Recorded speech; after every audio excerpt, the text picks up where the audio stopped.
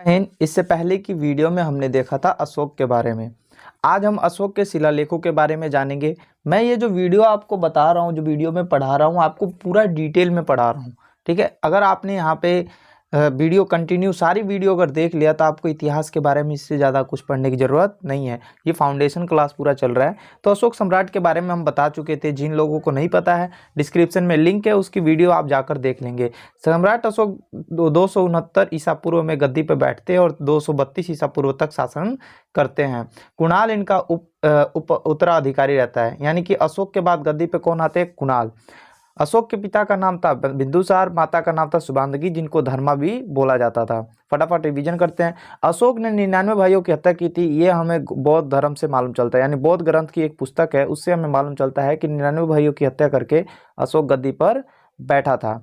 और 99 भाइयों की हत्या करके कुएं में डाल दिया, जिस कुएं का नाम था अगम कुआं। और वो कुआं कहाँ है? पटना में है। और 269 ईसा पूर्व में इनका क्या हुआ था?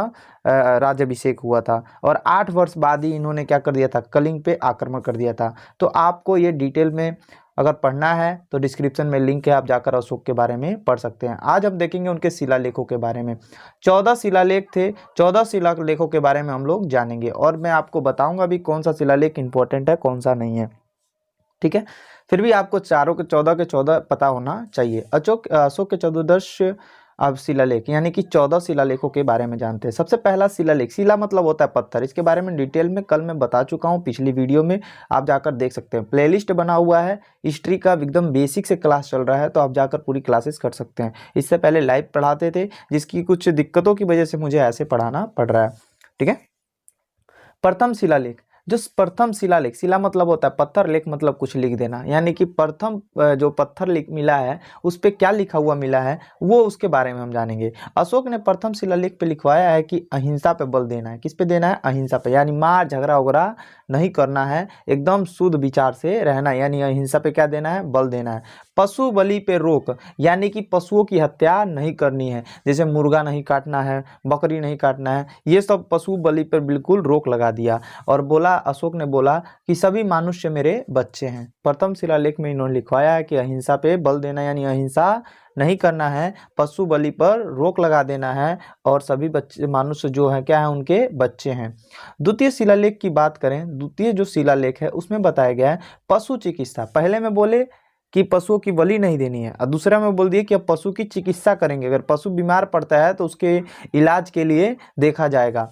ठीक है, डॉक्टर बुलाया जाएगा, जो भी है चिकित्सा, पशु चिकित्सा होगा। और दक्षिण भारत के राज्यों के बारे में दूसरे शिलालेख में ही बताया गया। दूसरे शिलालेख में बताया गया है कि दक्षिण भारत में कौन कौन से राजवंश थे, जैसे चेर, पांड्या, श्रीलंका, केरल पुत्र, सतीपुत्र की चर्चा है। ये सभी लोगों की चर्चा है, यानी चेर, पांड्या ये एक वंश था, केरल पुत्र और सतीपुत्र ये सब क्या है? ये दक्षिण भारत के राज्य थे, जिनका चर्चा दूसरे शिलालेख में है। पहले में क्या था?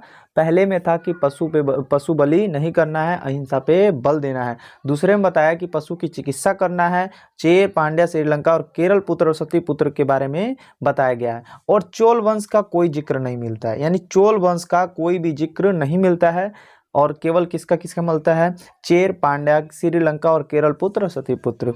तो आपको अच्छे से समझ में आ गया होगा। तीसरा शिलालेख, जो तीसरा पत्थर पे लिखवाया था इन्होंने, क्या लिखवाया? इसमें से अशोक ने 3 अधिकारी बनाया, राजुक, युक्त और प्रदेशक, यानी 3 अधिकारी को बनाया। तीसरा शिलालेख 3 अधिकारी, तीसरा शिलालेख 3 अधिकारी, यानी तीसरे शिलालेख में बताया गया कि मैंने समाज के लिए, जनता के लिए 3 अधिकारी बनाए। कौन कौन से? रजुक, युक्त और प्रदेशक का चर्चा किया गया है, जो धर्म के प्रचार के लिए थे, यानी कि धर्म का प्रचार करेंगे।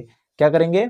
धर्म का प्रचार करेंगे। जैसे कि मैंने आपको कल बताया था, कलिंग की युद्ध के बाद जो नरसंहार हुआ था बहुत ही ज़्यादा, जिसकी वजह से अशोक का क्या हो गया था?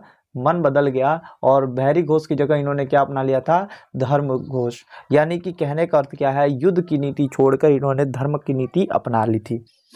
ठीक है, अशोक ने इस शिलालेख में राजकीय अधिकारियों को आदेश जारी किया है कि ध्यान दीजिएगा, राजकीय अधिकारियों को क्या कहते हैं? आदेश दिया है कि हर 5 वर्ष पे दौरा करे और धर्म संबंधित कुछ भी नियम पर निर्देशक है। यानी कि धर्म संबंधित कोई भी दिक्कत है तो आप उस पर देखें। और धर्म संबंधित कोई कितने अधिकारी बनाए इसने? 3, राजयुक्त, युक्त और एक का क्या नाम था?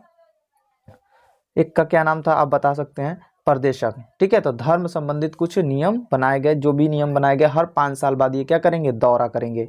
अब चौथे शिलालेख के बारे में जानेंगे। तो चौथे शिलालेख में वही बताया कि कलिंग की धरती लाल हो जाने की वजह से हमने क्या किया? वेरी घोष के स्थान पर धर्म घोष की नीति अपनाई। धर्म घोष यानी कौन सा धर्म अपना लिया? बौद्ध धर्म। अब वेरी घोष यानी कि युद्ध की नीति छोड़ दी। यानी वेरी घोष की जगह धर्म घोष की क्या कहते हैं? नीति की चर्चा है चौथे शिलालेख में। क्लियर है? 5वें शिलालेख की बात करें तो 5वें शिलालेख में धर्म महापात्र, देखो धर्म महापात्र की नामक अधिकारी की चर्चा है। धर्म महापात्र का काम क्या था? जो धार्मिक जीवन की देख रेख करता है, सामाजिक तथा वर्ण व्यवस्था पे उल्लेखित है। 5वें में कह रहा है कि जो हम एक क्या करेंगे? धर्म महापात्र बनाएंगे, एक अधिकारी बनाएंगे जो धर्म के बारे में देखेगा, समाज और वर्ण व्यवस्था के बारे में देख रेख करेगा, उनकी जीवन के बारे में। क्लियर है? 6वें शिलालेख की बात करें तो 6वें शिलालेख में अशोक ने कहा है कि मेरे अधिकारी जन कल्याण के लिए जब चाहे मुझसे मिल सकते हैं। जो अधिकारी इन्होंने बनाया, तीसरे शिलालेख में 3 अधिकारी और 5वें शिलालेख में एक धर्म महापात्र बनाया, वो अधिकारी जन कल्याण के लिए मेरे से कभी भी मिल सकते हैं। क्या कर सकते हैं? कभी भी मिल सकते हैं। इनमें आत्मा नियंत्रण संबंधी शिक्षा दी जाएगी, यानी कि आत्मा संबंधी शिक्षा दी जाएगी। 7वें शिलालेख की बात करें तो इसमें अशोक ने विभिन्न धर्मों के आपसी समन्वय की बात की है। यानी कि कई धर्म हैं, सभी धर्मों को मिलाने की बात की गई है। यह सबसे बड़ा शिलालेख है। देखिए क्वेश्चन आपके एग्जाम में पूछेगा कि अशोक का सबसे बड़ा शिलालेख कौन सा है? तो 7वां शिलालेख है। कौन सा? 7वां शिलालेख है। इसमें तीर्थ यात्रा की भी चर्चा है। इसमें क्या है? तीर्थ यात्रा का भी चर्चा है। जैसे कि अशोक ने अपने राज्याभिषेक के 10वें वर्ष कहाँ गए थे? बोध गया गए थे। उसके बाद कहाँ गए थे? लुम्बिनी गए थे 20वें वर्ष। यानी कि धर्म यात्रा का भी चर्चा है। और सबसे बड़ा शिलालेख कौन सा है? 7वां शिलालेख है। किसी को कोई दिक्कत नहीं होना चाहिए। एक बार रिवीजन भी कराएंगे, आप टेंशन ना लीजिए। MCQ क्वेश्चन भी इसके कराएंगे। 8वें शिलालेख जिसमें अशोक ने धाम यात्रा की चर्चा की है। 8वें शिलालेख में क्या है? धाम यात्रा की, यानी कि कहाँ कहाँ धाम पे घूमने गए हैं। 8वें वर्ष बाद यानी कि वर्ष के प्रारंभ में राजाभिषेक के 10 वर्ष, देखो जब राजाभिषेक 269 ईसा पूर्व में हुआ था तो ईसा पूर्व उल्टा चलता है, तो 261 ईसा पूर्व में उसने कलिंग पे आक्रमण कर दिया, यानी 8वें वर्ष। और कलिंग पे जब आक्रमण किया तो इससे 200 वर्ष बाद, जैसे कि 559, ये 10 वर्ष हो जाएगा कि नहीं? और जब 10 वर्ष हो गया तो 10 वर्ष पहले कहाँ गए थे? बोध गया। यही गया लिखा है इसमें, तो बोध गया गए थे। और 20वें वर्ष कहाँ गए थे? लुम्बिनी गए थे। कहाँ गए थे? लुम्बिनी। क्लियर है? उसके बाद 9वें शिलालेख की बात करें तो 9वें शिलालेख में कहा गया है, इसमें अशोक ने छोटे मोटे त्योहारों पे प्रतिबंध लगा दिया। यानी कि छोटे मोटे जो त्योहार हैं उसमें टाइम वेस्ट होता था लोगों का, उस पर क्या कर दिया? प्रतिबंध लगा दिया। इस शिलालेख में सच्ची शिष्टाचार और सच्ची भेंट का उल्लेख है। सच्ची शिष्टाचार और सच्ची भेंट का उल्लेख किस शिलालेख में है? तो 9वें शिलालेख में। किसमें? 9वें शिलालेख में। क्लियर है? 10वें में कह रहा है कि इसमें धर्म महत्व के बारे में चर्चा है, जिसमें सम्राट अशोक ने आदेश जारी किया कि राजा और उच्च राज्य अधिकारी हमेशा ही प्रजा के हित के बारे में सोचेंगे। यानी 10वें शिलालेख में बताया गया है कि सम्राट अशोक ने आदेश दिया कि राजा जो है, चाहे उच्च राज्य के जो अधिकारी हैं, वो किसकी हित में हमेशा बात सोचेंगे? प्रजा के। किसके? प्रजा के हित में बातें हमेशा क्या करेंगे? सोचेंगे। 11वें शिलालेख में बताया गया है कि अशोक ने कहा कि मेरे अधिकारी ब्राह्मणों को ना सताएं। यानी कि 11वें में बताया गया कि ब्राह्मण को सताना नहीं है। किनके? उनके अधिकारी ब्राह्मणों को ना सताएं। किसके? अशोक के। ठीक है, अशोक के अधिकारी ब्राह्मणों को ना सताएं।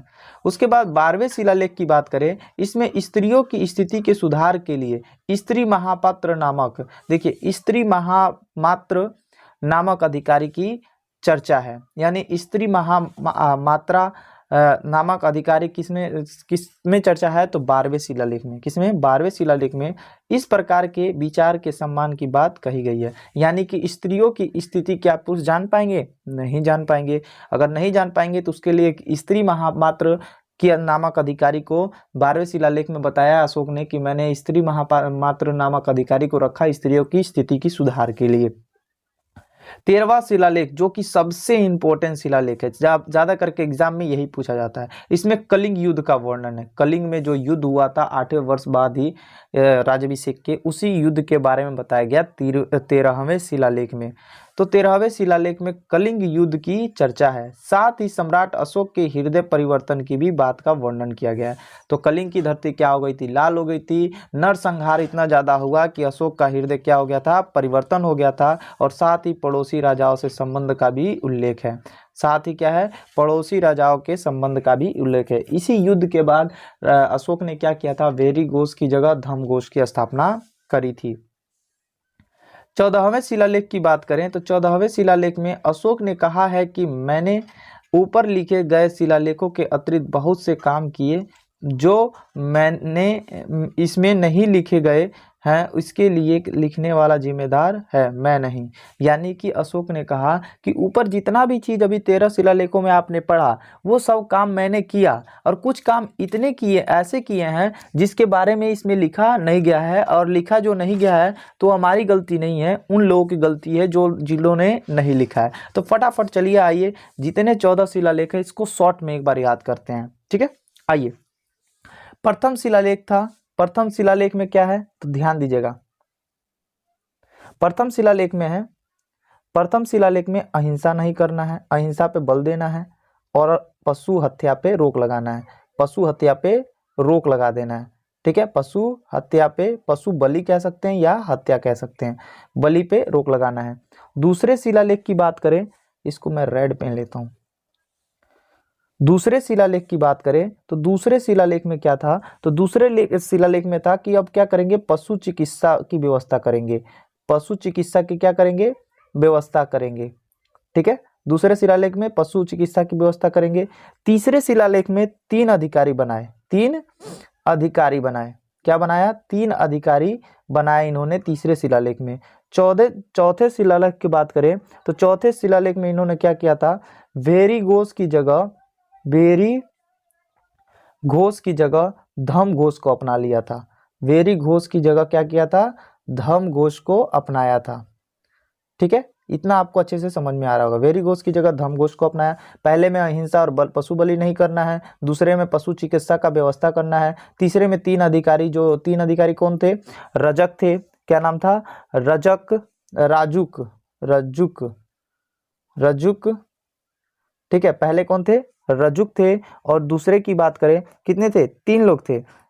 दूसरे थे युकत, युकतक, ठीक है। और तीसरे परदेशक, ठीक है। ये 3 अधिकारियों की बात की गई है किसमें, तीसरे में। चौथे में वेरी घोष की जगह धम घोष अपना लिया।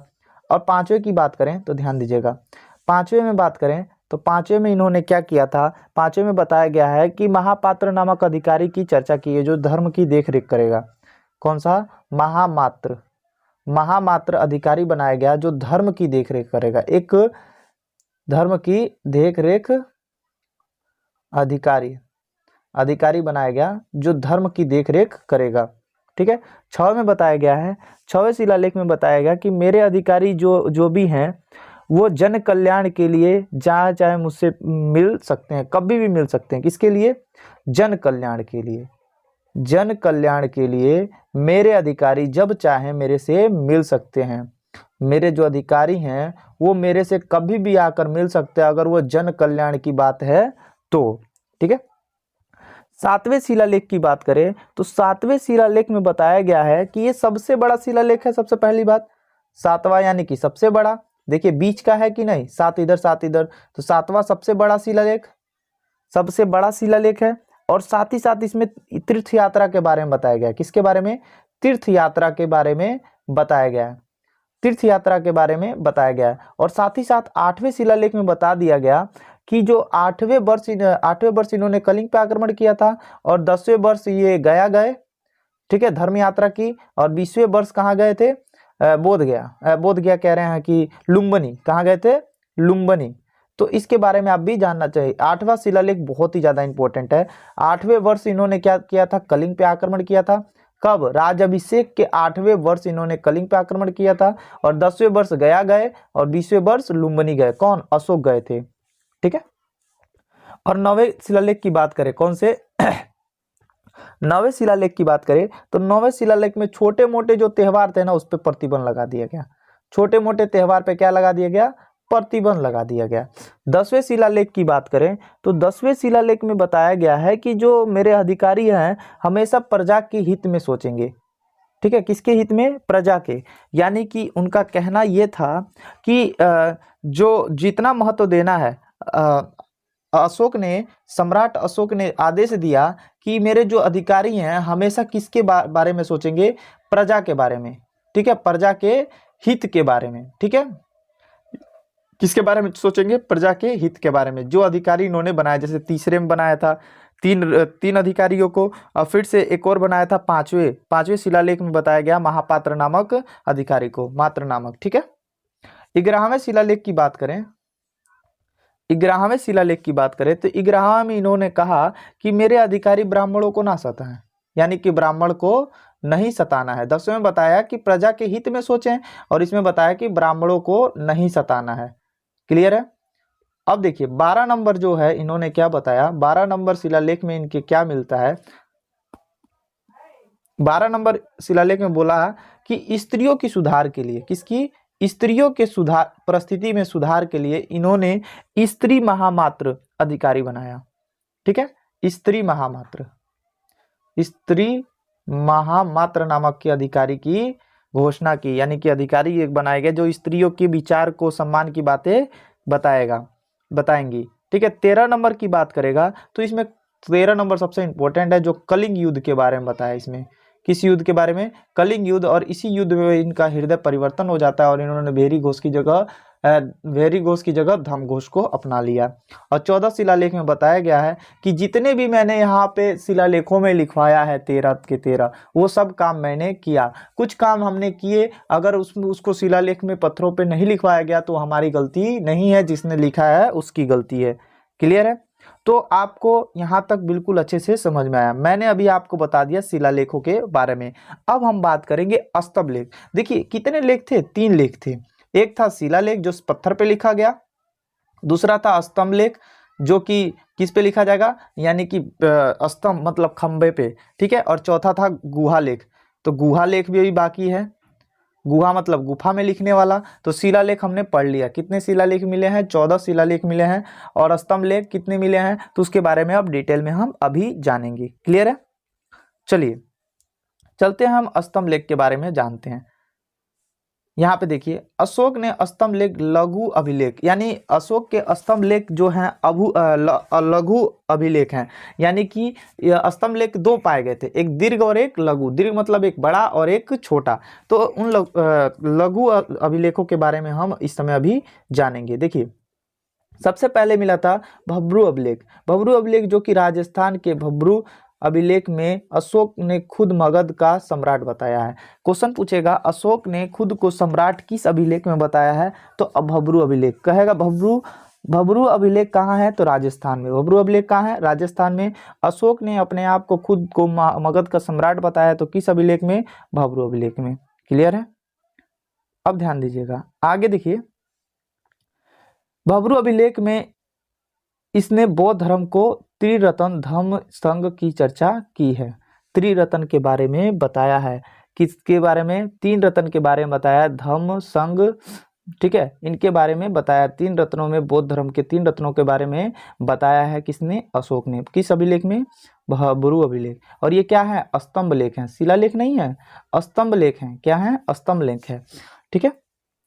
अब बात करेंगे अशोक के 7 स्तंभ लेख जो कि क्या है? लघु अभिलेख मिले हैं। यानी कि अशोक के 7 स्तंभ लेख मिले हैं। कितने लेख? 7। और 14 क्या थे? शिलालेख थे। और 7 क्या मिले हैं? स्तंभ लेख। अब इनके बारे में देखेंगे। सबसे पहला रुमनदेई अभिलेख जो कि अफगानिस्तान में मिला है, अफगानिस्तान के कंधार में। जो रुमनदेई अभिलेख जो है अफगानिस्तान के कंधार में मिला है। यह अफगानिस्तान का है, पाकिस्तान के जस्ट ऊपर पड़ता है अफगानिस्तान। अफगानिस्तान के कंधार में मिला है रुमनदेई अभिलेख, जो कि अरमाइकन लिपि में लिखा गया है। ये अरमाइकन लिपि क्या होता है कल की वीडियो में मैंने बता दिया है, तो आप जाकर वो वीडियो देख सकते हैं।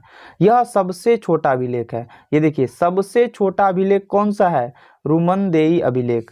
ठीक है, सबसे छोटा अभिलेख रुमनदेई अभिलेख, सबसे छोटा अभिलेख रुमनदेई अभिलेख। सबसे बड़ा शिलालेख तो 7वां शिलालेख है सबसे बड़ा।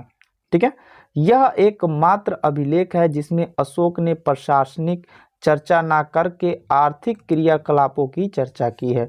यहाँ पे एक ऐसा शिलालेख है रुमनदेई अभिलेख जिसमें बताया, सॉरी शिलालेख हम बोले हैं, अभिलेख जिसमें अशोक ने अपने प्रशासन के बारे में नहीं बताया है, आर्थिक क्रियाकलापों के बारे में बताया है। रुमनदेई अभिलेख में, रुमनदेई अभिलेख में आर्थिक क्रियाकलापों के बारे में चर्चा किया गया है।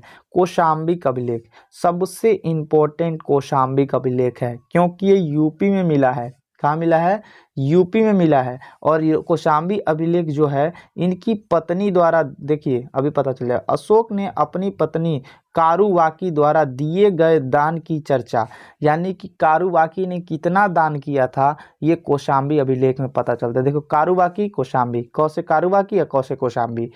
ठीक है, तो को बोलेगा इसे रानी का अभिलेख भी कहा जाता है। क्वेश्चन पूछेगा रानी का अभिलेख किसे कहा जाता है, तो कौशाम्बी, क्योंकि इनकी पत्नी का क्या नाम था, कारुवाकी। कारुवाकी से बहुत ज़्यादा प्रभावित हुए थे और कारुवाकी ने एक दिन कह दिया, सुना है बुढ़ऊ, अब तू युद्ध बिल्कुल छोड़ दो और धर्म के बारे में सोचो। तो बोला अच्छा ठीक है, और युद्ध को बिल्कुल त्याग दिया। किसके कहने पे, कारुवाकी के कहने पे अशोक ने युद्ध को त्याग दिया। और ये कौशाम्बी अभिलेख कहाँ से मिला है, यूपी में मिला है। और इसके क्या है, पत्नी का द्वारा जितना दान की है इसकी पत्नी, उसी के बारे में कौशाम्बी अभिलेख में बताया गया है। और इसे क्या बोला जाता है, रानी का अभिलेख भी कहा जाता है। अकबर ने इसे इलाहाबाद, देखिए यूपी के इलाहाबाद में तो मिला था कौशाम्बी अभिलेख, इलाहाबाद में स्थापित कर दिया। अकबर ने उठा के इसको कहाँ रख दिया है, इलाहाबाद में। कहाँ कर दिया है, इलाहाबाद। इसे रानी अभिलेख भी कहा जाता है। ये तो बात बता ही दिया मैंने आपको।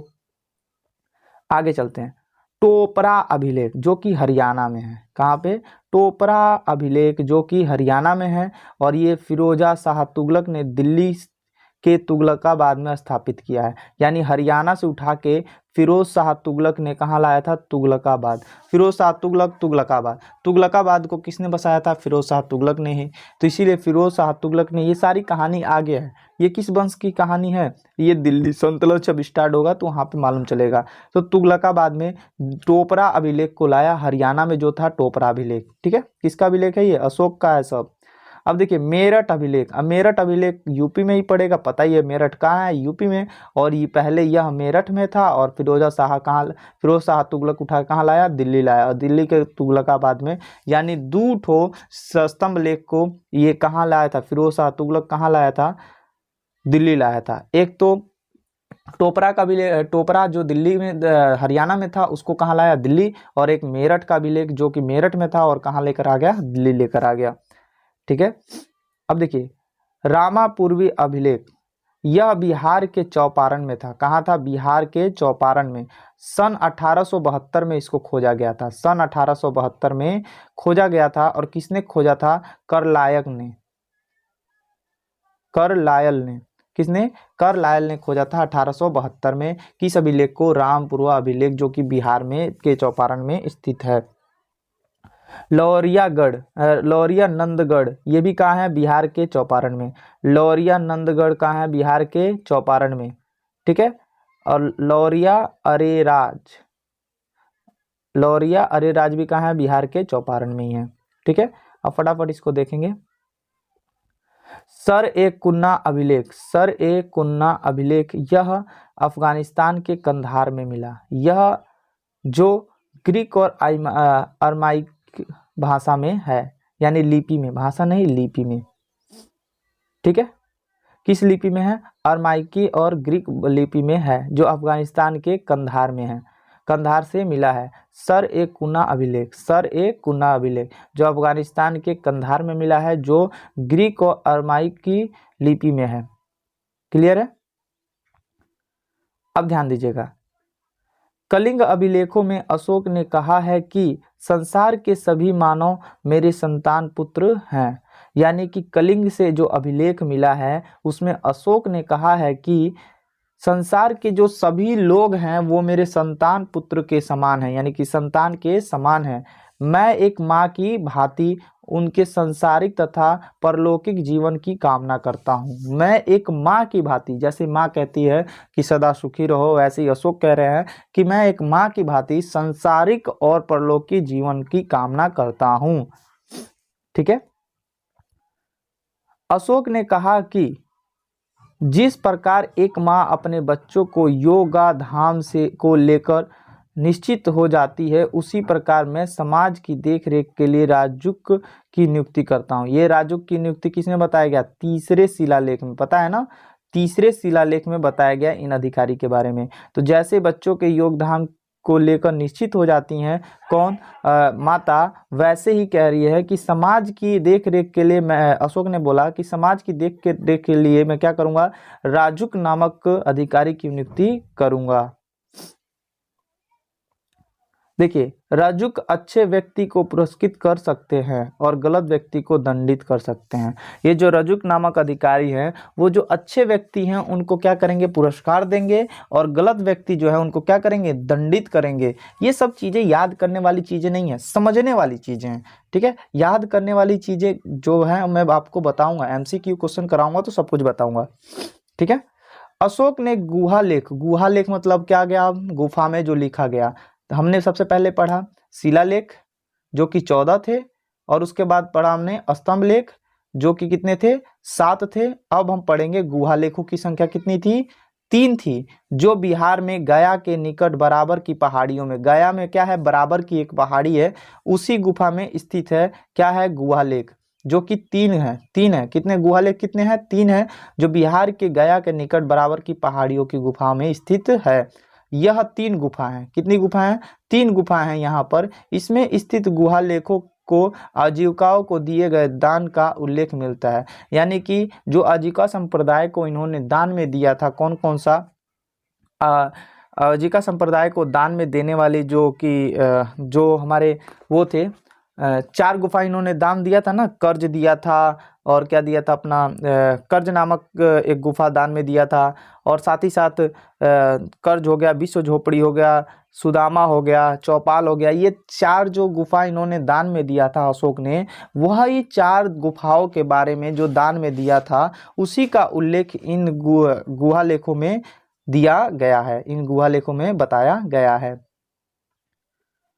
अशोक के अभिलेख लिखने के लिए पत्थर उत्तर प्रदेश के चुनार से मिलते हैं। यानी कि जो पत्थर पे अभिलेख लिखा गया है, जो जिन पत्थरों पे लेख लिखा गया है, ये पत्थर जो है उत्तर प्रदेश के चुनार से मिलता है, उसी से ये पत्थर पे लिखा गया है। यानी उत्तर प्रदेश का जो चुनार है, उत्तर प्रदेश में जो चुनार है वहीं से ये पत्थर उठाए गए हैं और उस पर शिलालेख लिखे गए हैं। अशोक के धर्म यात्रा के बारे में अब बताएंगे। तो अशोक के धर्म यात्रा के बारे में जानिए। अशोक ने लोगों के नैतिकता सीखने के लिए नियम कानून की संहिता बनाई, उसे ही धर्म कहा गया।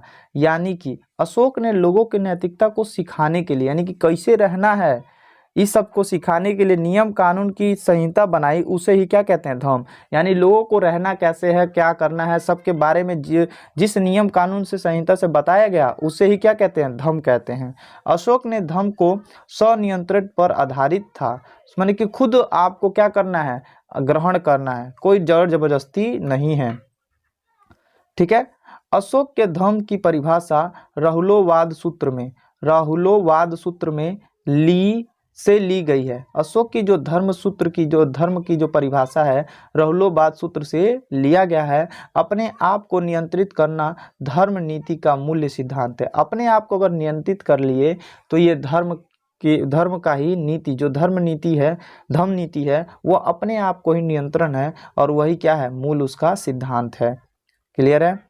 अशोक ने अपने दूसरे एवं 7वें स्तंभ लेखों में धर्म के गुणों, यानी कि दूसरे और 7वें स्तंभ लेख जो थे उसमें क्या बताया गया? लेखों में धर्म के गुणों सत्यवादिता, पवित्रता, साधुता, ठीक है, मृदुता, दान, दया, कल्याण को बताया है।